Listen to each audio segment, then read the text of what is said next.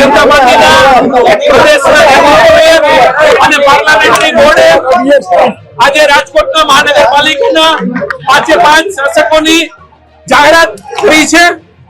Mayor, deputy mayor, standing chairman, નેતા અને દંડક આ 5 નામની જાહેરાત શીર્ષસ્થ નેતૃત્વ દ્વારા કરવામાં આવી છે। ત્યારે આ વરણીને હું શહેર ભાજપના અધ્યક્ષ તરીકે આવકારું છું અને જે નામ જાહેર થયા છે, મેયર તરીકે નેહલભાઈ, ડેપ્યુટી મેયર તરીકે દક્ષાબેન, પરેશભાઈ પીપળિયા સ્ટેન્ડિંગ ચેરમેન, ડોક્ટર હિરેનભાઈ ખીમાણીયા નેતા તરીકે અને સંજયસિંહ રાણા દંડક તરીકે આ 5 કાર્યકર્તાઓને હું ખૂબ ખૂબ અભિનંદન આપું છું અને પ્રદેશ ભાજપના નેતૃત્વનો હું આભાર માનું છું કે આ જે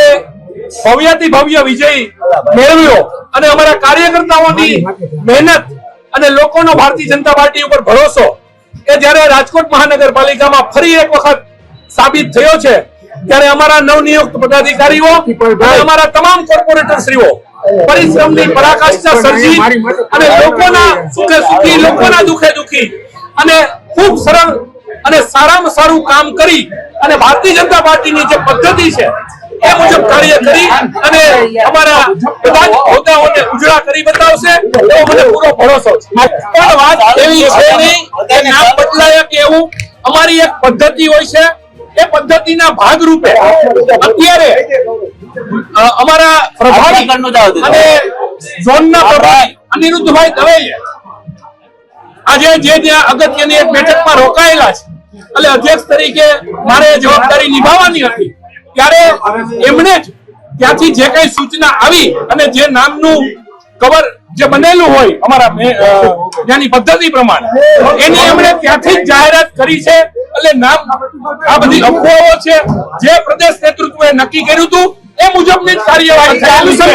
એક પણ એવી વાત નથી આપ જે કહો છો એ આ અમારી રૂટીન પ્રક્રિયાનો એક ભાગ છે। બધા જ કોર્પોરેટરશ્રીઓ અંદર બેસી ગયા હતા, જે કઈ અમારે